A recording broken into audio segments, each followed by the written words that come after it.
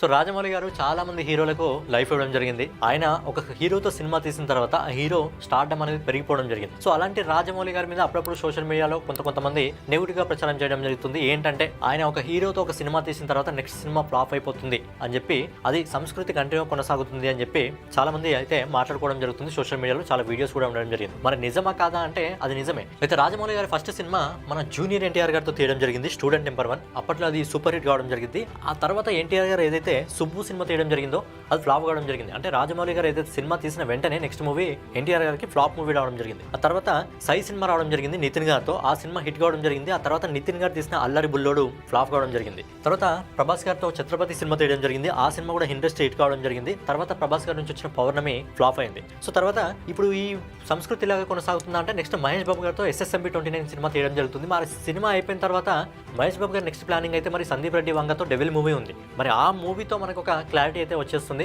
మరి ఇది సంస్కృత లేకపోతే రాజమౌళి గారు తప్పుందా అంటే రాజమౌళి గారు తప్పుందని మనం చెప్పలేము. ఎందుకంటే సినిమా ఆ హీరో వెంచుకునే స్టోరీని బట్టి, ఆ నెక్స్ట్ డైరెక్టర్ని బట్టి అది ఖచ్చితంగా సినిమా లెవెల్ని బట్టి ఉండడం జరుగుతుంది. కాకపోతే ఆయన తీసిన వెంటనే ఇలా సినిమాలు ఫ్లాప్ అయిపోవడం వల్ల ఇలాంటి సంస్కృతి అయితే రావడం జరిగింది. సో డైలీ ఇలాంటి అప్డేట్ కోసం మన వాల్ పోస్టర్ ఛానల్ సబ్స్క్రైబ్ చేసుకుని బెల్ ఐకాన్ అయితే ఆన్లో పెట్టుకోండి.